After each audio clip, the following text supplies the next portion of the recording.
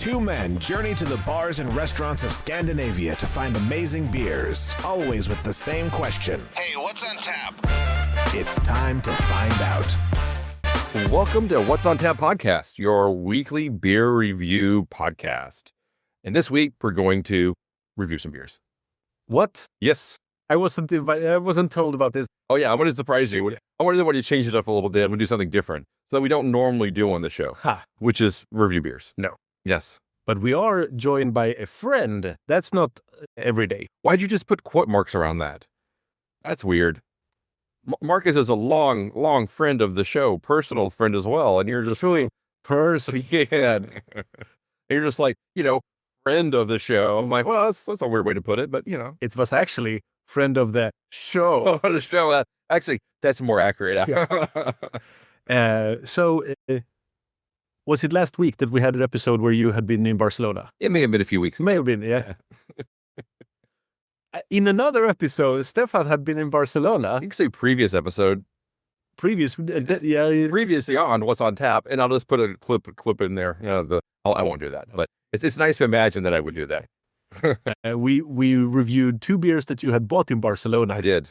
And here are 2 more beers that you had bought in Barcelona. I did. Yeah. And I'm really excited about these 2. These should be a lot of fun. Now, have you had Cyclic before? Cyclic Brewing? I'm not sure. Well, they put out 153 beers. So the odds are that you have probably had something from them at some point. And the reason I know that, 58 beers. So I looked this up before because I didn't think they'd put out very many things. And then I was like, no, they've been really cranking away here for a while now. But yeah, they put out a Grisette. And anytime I see a brewery that puts out some sort of odd, random style that doesn't get a lot of attention, I'm definitely like, I got to buy that. Because if they're putting that out, this is something that I think is definitely worth looking into. So yeah, so we got a Grisette. It's a 3.8%. Because you're unfamiliar with what a Grisette is, it's a table beer, a farmhouse, a kind of saison style beer, usually low ABV, below 4, and was kind of what you would have at the dinner table when you didn't have clean water sources. You would have a Grisette or a farmhouse style, especially in the French countryside where I think the style originated. So little history moment there. I've had 3 beers from them. Oh, good. A saison, an ombre, and Ruby, my dear. Oh, so what'd you think about them? Did you? Are you looking forward to this, or are you kind of like, crap? This one of them got a 3.9. Oh, that's pretty good. That's pretty good. One of them got a 2.5. Well, we'll see. We'll see what we got here. So yeah, but yeah, quite see-through as is expected. Not a huge smell on it, but yeah, we'll give it a shot and see what happens. All right, cheers. It doesn't taste that much. Slight citrusy acidicness. Yeah. I think you're meant to drink a huge amount of this. Yeah. I mean, at 3.8, you're supposed to be able to just really kind of chug this, drink it. And like, it's more of like a warm summer day beer. Yeah. Where you're kind of like, you don't want a lot of alcohol, but you want something that tastes of something. And I think this has a pretty good flavor profile. I think you say it doesn't have a lot of flavor, but I think it actually has quite a bit of flavor for what it is. Yeah, I would say the same. There's a lot of yeast going on. Yeah, I get a lot of yeast out of this. This on a kind of way, but also kind of citrusy as well. Mm-hmm. I liked it. It was a really... I could, like, if this was available at like the grocery store, and because it's low enough ABV that they would sell it, I'd be like, yeah, I'll grab a few bottles of this over the summer. It would certainly beat some quite questionable lagers and pilsners that get released, or fruit sours that are basically just cocktail mixers that just need vodka. But then I'll rephrase. The aftertaste is near non-existent. There is an initial flavor of like, ooh, yeast and sourness, and then it just disappears. But it's not a bad beer by any means. No, I quite like this. I think they've done a pretty good job here.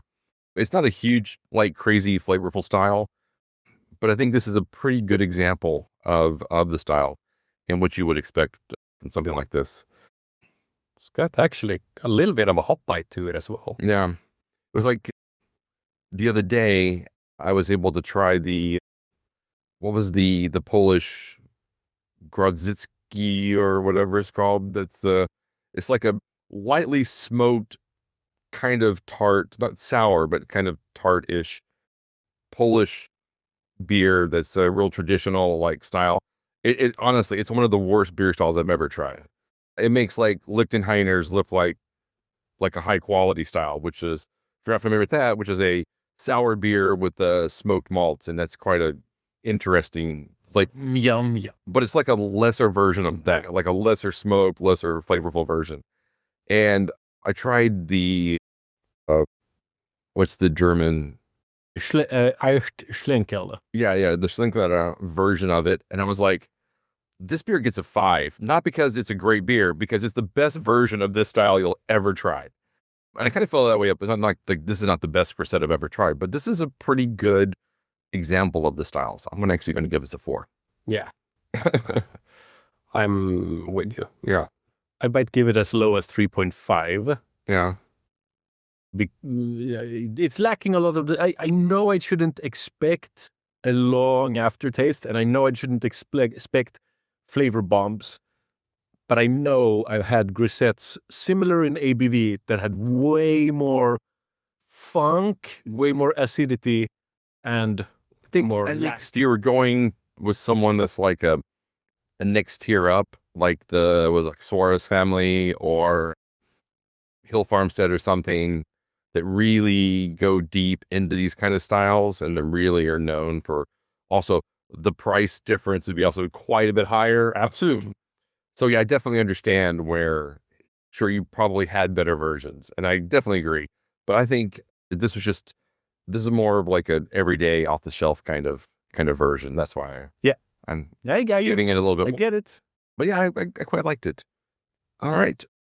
So next up is we're returning to DosKiwis with the Gravity Plus Imperial Stout. It is a 10% ABV stout it's a milk stout with notes of cacao, cinnamon, and caramel, conditioned on cacao beans and cinnamon. So this should be pretty cinnamon forward. So this could be a flavor bomb. This could also be cinnamon perfume. It does smell a little cinnamony. Yeah. Yeah, that's pretty good. Nutty flavor. Cheers. It's a little light. It's a little... The mouthfeel doesn't carry it. It has a slightly salty, licoricey flavor. Mm-hmm. I mean, that's mainly like bubblegum, actually. Yeah, I was thinking the same thing, but I wasn't going to say anything. It's like, maybe someone else to say it, because I don't know, I feel like sometimes I come up with some weird tasting notes. I was expecting more cinnamon. Yeah, honestly. Very little cinnamon flavor. Yeah. There's like a super, super tiny hint of cinnamon. Yeah. And then it's all bubblegum for me.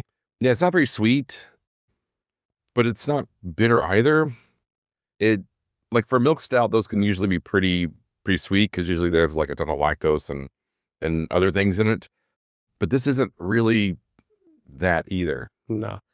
There are some like roasted notes in the aftertaste, but I should have rather have them more forward in the beer. Yeah, I mean, with the cacao, cinnamon, and caramel, conditioned on cacao beans and cinnamon, I would expect a lot more chocolate, more sweetness from the caramel, and it's just kind of like, it's a beer. It's pretty strange. This is the most beige flavored stout I think I've had in a very long time. But it's also weird where the name Gravity Plus, it puts my mind in a state where I'm going to taste something thick. Yeah. And it's not thick at all. It's Gravity Minus. That's because it's a milk stout. Yeah, but then don't name it Gravity Plus. Name it moderate gravity. I mean, at 10% ABV, this is something you could easily drink, not realizing it was 10%, because it doesn't have a huge alcohol.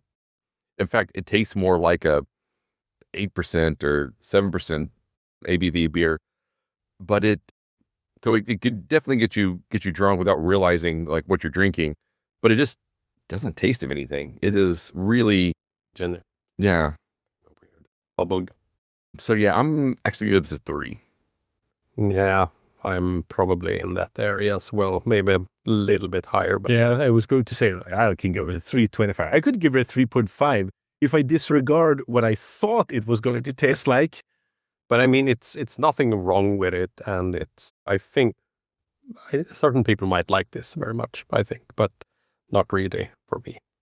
Yeah, I'm like I said, it's not offensive. It doesn't taste bad. It just doesn't taste of anything so much. I think that's where I think that's why I can't give it more than Kim. Strange one. I know, right? All right.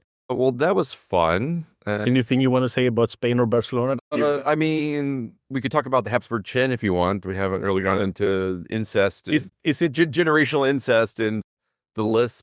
So that's the myth/fact. It's one or the other, where a monarch had such a inbred physique.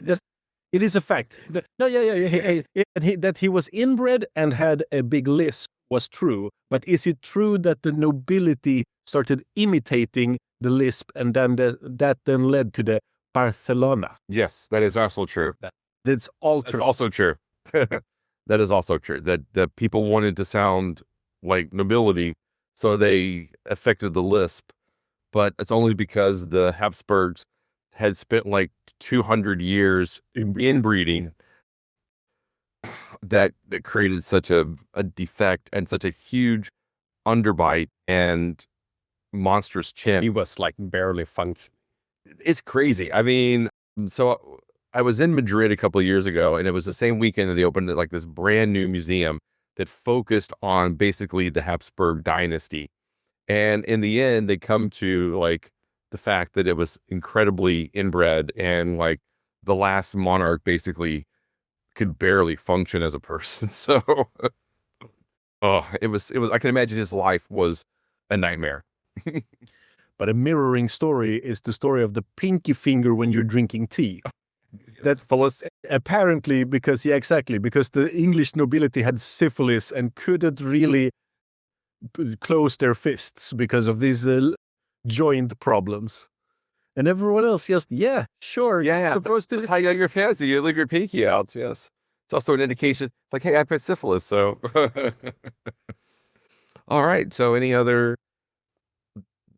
defects we want to talk about in sort of public note? Yeah. No? All right. Well, then we'll wrap it up here. So to get your latest news about STDs and inbreeding, be sure to check out What's on Tap podcast. You can find us every week at History as well. Yes, and all the history. Not personal history, fortunately. So you can find us online at what'sontappodcast.com, Spotify, Instagram, YouTube, and wherever you find podcasts, you can find us. Don't you mean what's on podcast? What's on tap? What's on podcast?